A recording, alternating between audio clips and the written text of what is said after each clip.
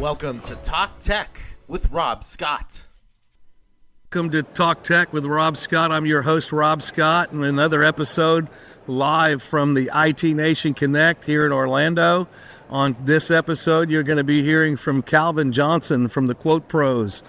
Calvin's an expert in ConnectWise CPQ and the exclusive implementation partner of Monjur with clients that have ConnectWise CPQ. You'll be hearing from him, as well as Reid Warren from IT Valuations. Reid's company provides brokerage and IT valuation services for the channel, and we're going to be excited to have both of those guys on the show today. So welcome to Talk Tech with Rob Scott.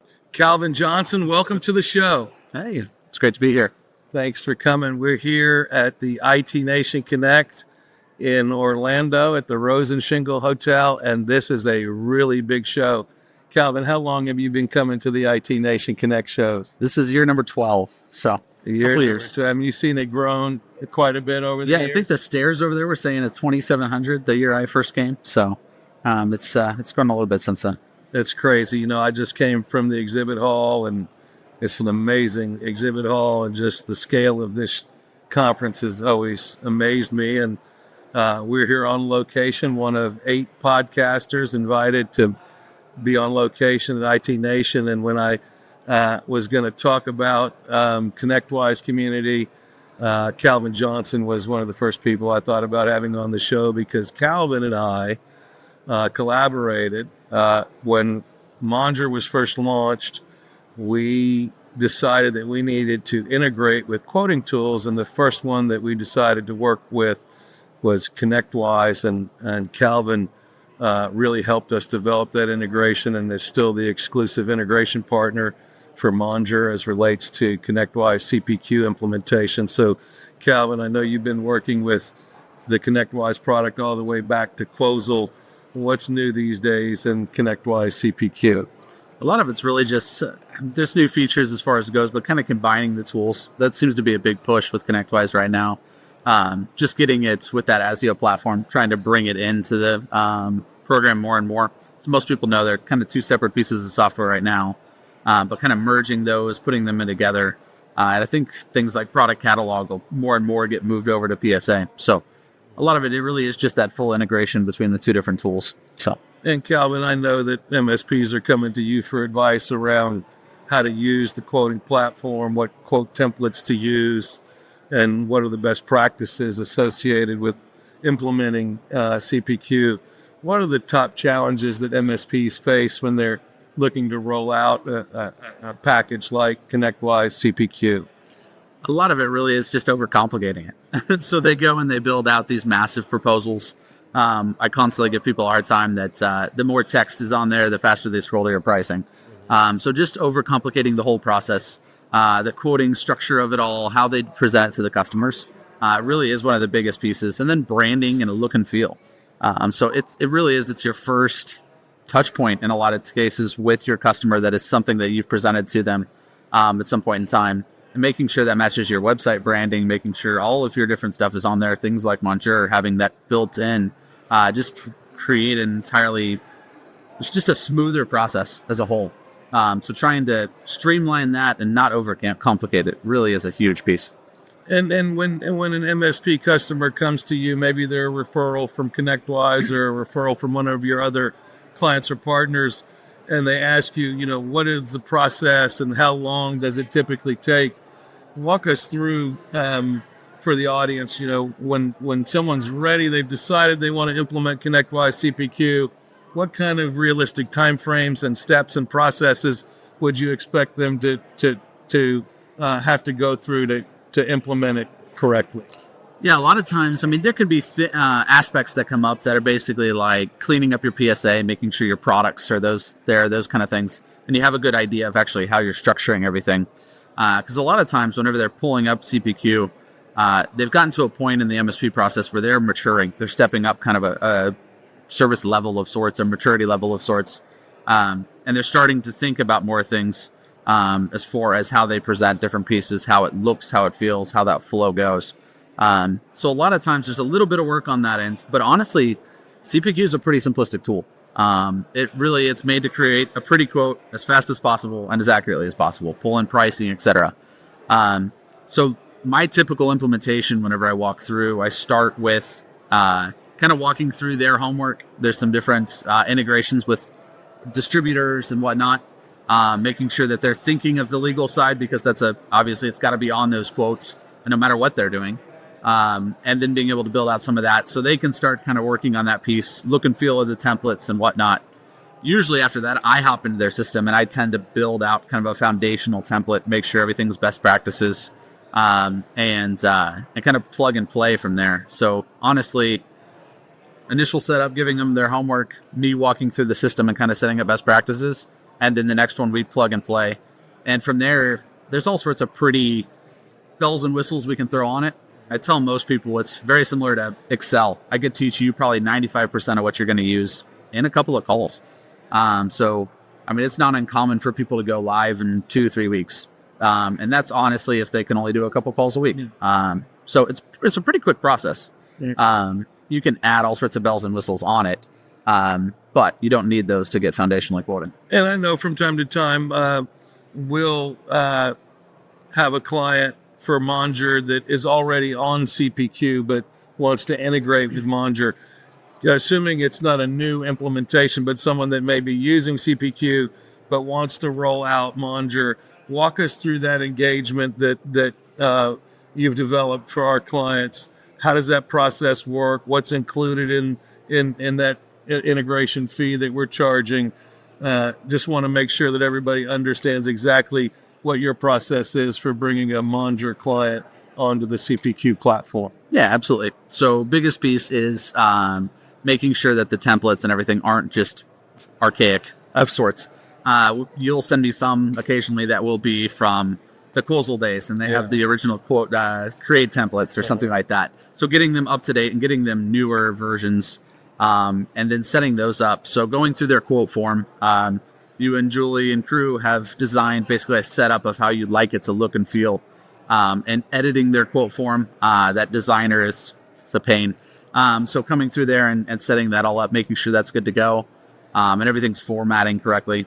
And then adjusting the code on the order porter page a little bit, that electronic signature page, to make sure that checkbox that they are physically checking has the blurb that Monjur likes, and making sure everything's linked out and that kind of stuff, making sure descriptions are there. And then inside of their actual quote templates, usually what I do is I take their favorite template and copy it. So we create a little bit of a sandbox.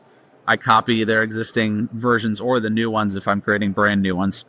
And create Monjur versions of every one of them. That way they can continue, because you're not going to stop everything to implement Monjur. So they can continue life as on a daily basis. And then we get that set up so they can see what it looks like. They can go back and forth with Julie or crew, and make sure that everything looks good, everyone's approved, everything, and that they're happy with everything. And then what I do is have a follow-up call, and we'll just kind of teach them how to take that and apply it to other templates.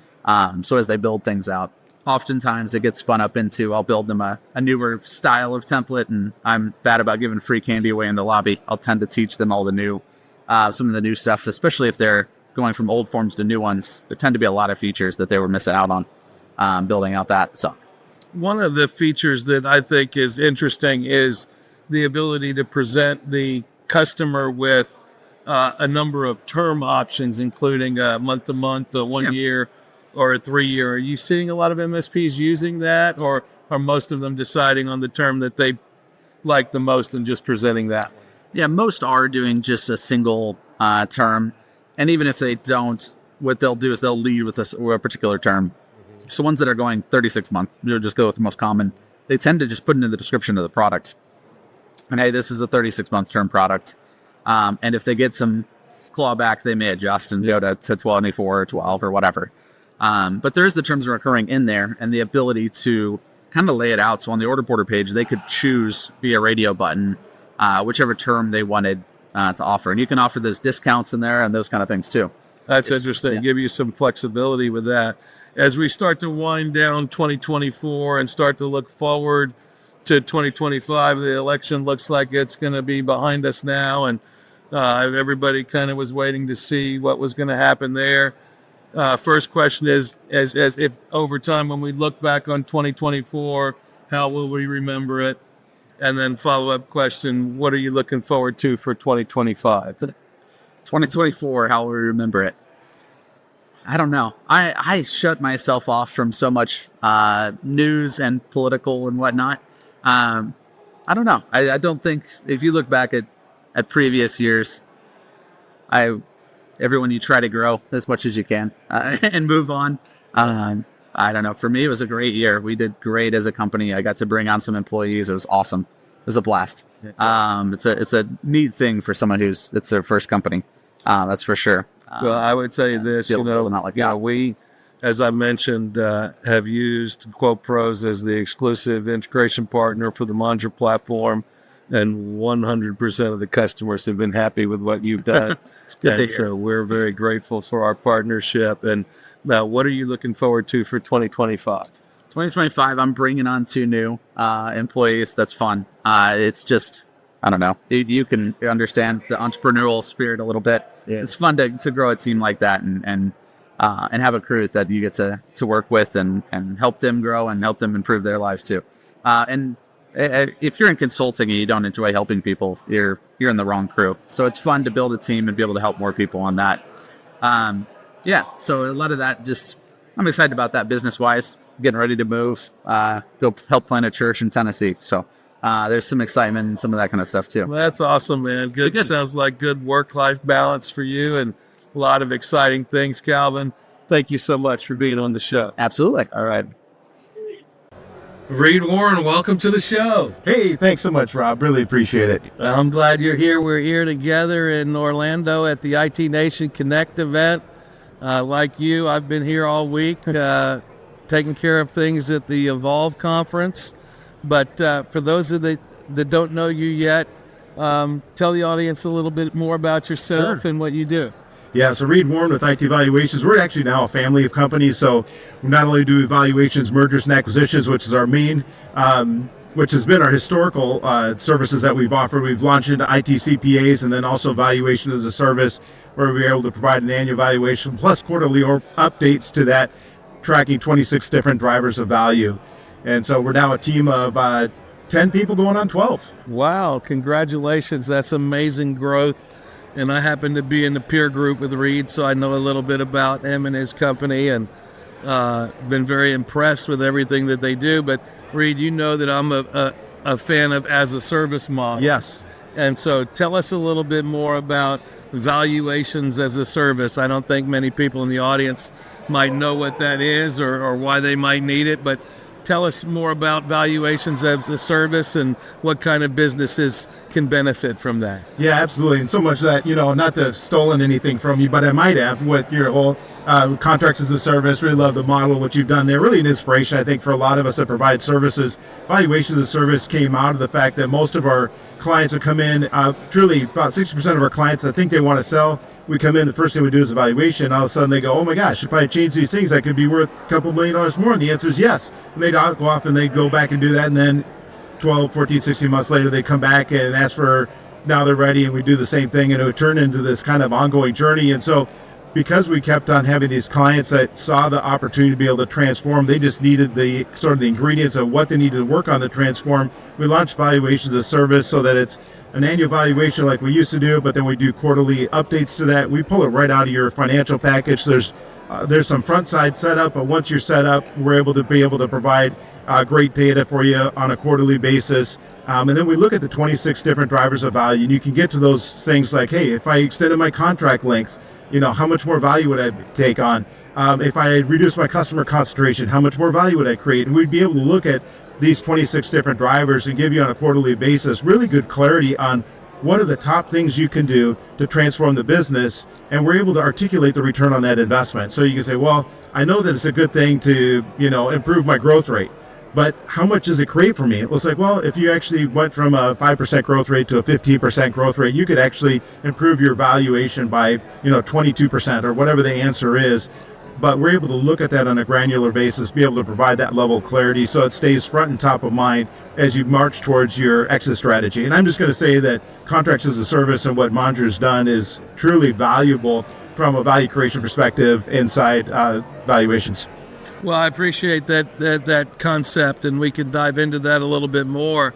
But what I want to know from you is, what are you mentioned 26 value drivers, but what are the one or two sort of low-hanging fruit things that your customers could pick up quickly that when you explain it to them, they're like, oh my God, that really makes sense, that can really move the needle for them quickly? What are those top 2 or 3 things that you can point to that are the sort of low-hanging fruit to move the needle on value creation? Yeah, really good. I think, everybody gets focused on, hey, what if I improve my contract links? What if I increase my recurring revenue? And all those things are really great things. But if you want to change the value of your business 20%, candidly, if you improve your EBITDA by 20%, so if you're a 500,000 in EBITDA firm and you go from 500,000 to 600,000, you're actually going to add about 25% value to your business just by changing your EBITDA.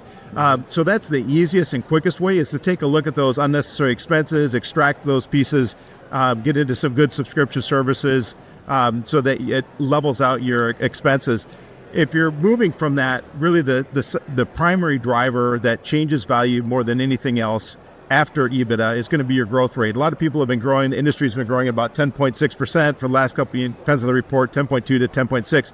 The long and short of it is, if you're growing at 10%, you're actually not taking market share. You're just riding with the market. And so the market responds very, very positively to organizations that can actually grow at twice the market rate. So if you're growing at 20%, you're going to get probably, we call it a turn. So if you're at a 5x multiple and you're growing at 20%, you're going to get probably a 6 or 6.5x multiple because you have a growth rate. And the reason for that is it's easier to take a MSP and make it profitable than it is to take an MSP and make it grow. So if you figure out the growth piece, having good sales and marketing in place, you're going to make yourself much more attractive to a buyer, and they're going to be willing to pay more for it.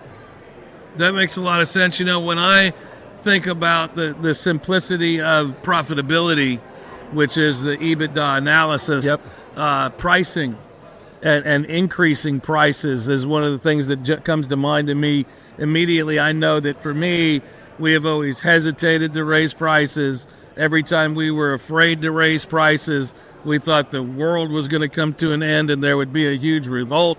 And the reality is that it doesn't. It doesn't. And so my advice to my clients or any businesses that are struggling with profitability, the first thing to do is see to what extent you can exercise pricing power, both with your existing customers and with your new customers, because having low prices is an enemy to increasing profitability. I couldn't agree with you more. And I would just say we've seen clients this year actually go after 10% rate increases because cost of living's gone up, and none of them actually really have lost customers over that. I mean, there's occasionally one or two that leave, and candidly, those one or two that left over the price increase weren't clients that they wanted to keep anyway. So in the end, you can do that. You can do that pretty aggressively because of all the inflation that's happened.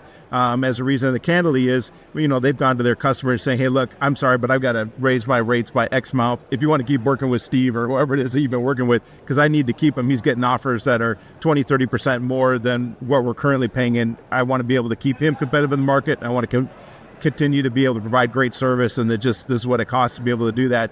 And we found that time and time again, customers in the end are very okay with that. They understand it. They don't want you to lose good talent. They want you to be able to deliver for them. And so the threat of loss in that sense really drives the rate increases. One of the things that I am focusing on with our new deal room solution, which you know a little bit about, is there are things that nobody can fix for you at the closing table. Right.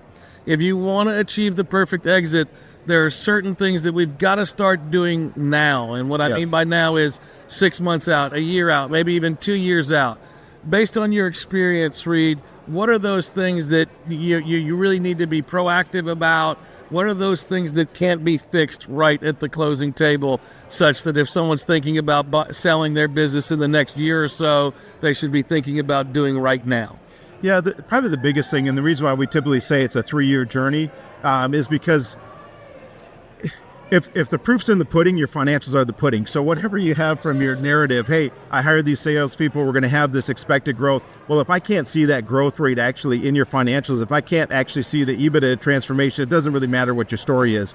And so the reason why it takes time to be able to sell your business is because you can, during the first 12 to 18 months, you can make a lot of change, but it takes a good 12 months for that to actually show up into your financials and become part of your financial narrative. And so when you look at those different things, you really need to be planning at least 3 years in advance. There's a lot of data that needs to happen. If you go to change your rates, you just can't change your rates overnight. You got to renew them on the existing contracts. If you need to change your contracts, you're going to renew them at the existing contract rates, whatever you have on that. So all of those things just take time to put together. And so when you look at putting together a good data room, and I love the product that you guys are building on that, hey, it takes time to get the contracts. It takes time to get the financials in order. You got to clean up your balance sheet, get those excess things off the balance sheet. You really need to lean out the organization from a working capital perspective. We can certainly help you with that. But a buyer's going to come back and they're going to look at least in the last 12 months, if not closer to 18 months. And they're going to want to see, so if you have they're going to want to see your financials really clean. So if you want to optimize your business for a transaction, as an example, you need to take all those add backs that you're running through the company. Really, it's to your advantage I know it sounds counterintuitive. It's an advantage for you to pay it as a distribution to yourself. I know that increases your taxes for that year. At the same time, if you think about it, if I don't do $10,000 of meals and entertainment this year and I do pay it to myself personally, no, I don't get the tax break on it, but I have $10,000 more EBITDA, which in the return, if I get an 8x multiple, I just created $80,000 of value by not running that through my business. And so really looking at the last 12 to 18 months and having that all cleared out, if it's on your balance, like say this often, if it's on your balance sheet and it's on your P&L, it's negotiable.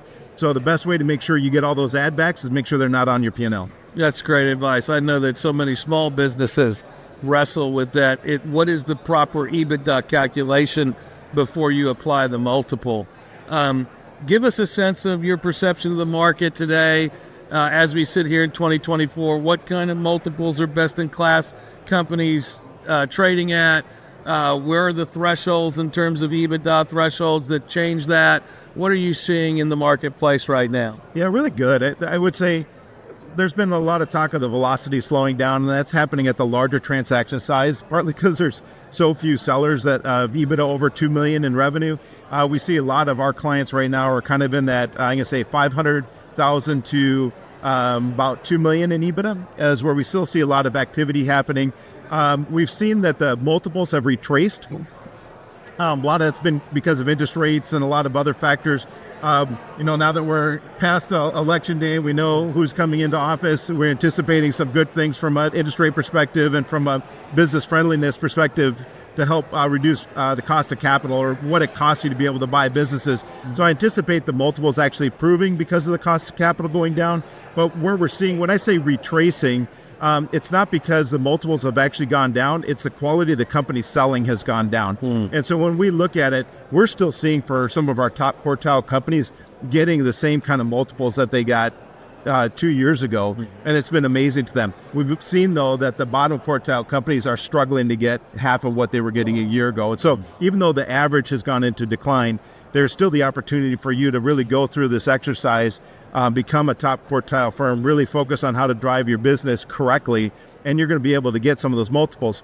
And so when we look at it, let's just say at a $500,000 in EBITDA, it's pretty common right now on an average firm to see about a 4.5 to 5x multiple on EBITDA. So if you have, let's say you're $2.5 million in revenue, doing $500,000, you're probably going to be worth close to that $2 to $2.5 million. If you're able to dial that in and you get closer to that $1 million in EBITDA, hey, you're probably actually looking more like a 6.5x multiple, maybe a 7. And so just when you look at, that first conversation, how do I change the value? Hey, by just improving my EBITDA, there's more EBITDA to get multiplied, and then actually I get a better multiple as a result of it. As you get closer to that $2 million in EBITDA, we're seeing 8, and if you're top quartile, we're seeing sometimes 9 and 10x multiples on that $2 million in EBITDA. Excellent. That's great. Hopefully that will continue. Your impression for 2025, deal velocity and multiples. What do you anticipate will be the landscape as we head into 2025? Yeah, I anticipate 2025 being strong. And again, even before the election happened, I was pretty confident. There's just not a lot of disruptors that are happening in this industry place. There's still more private equity money coming into the space wanting to buy it. It's such a safe haven economically because of all the recurring revenue and the stability. I mean, truly an MSP market business.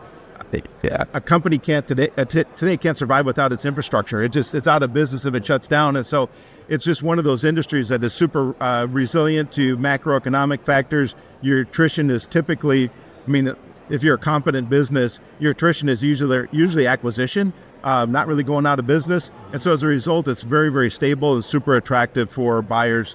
That combined with the fact that I think interest rates are going to drop further in 2025, I think we're going to see an increased demand by the private equity space to buy more and more MSPs. We're seeing a lot of that sub 2 million in EBITDA MSP market starting to consolidate themselves, just even through mergers, kind of position themselves to become a 2 million, 4 companies coming together that are 500,000 in EBITDA, now becoming a $2 million MSP by coming together.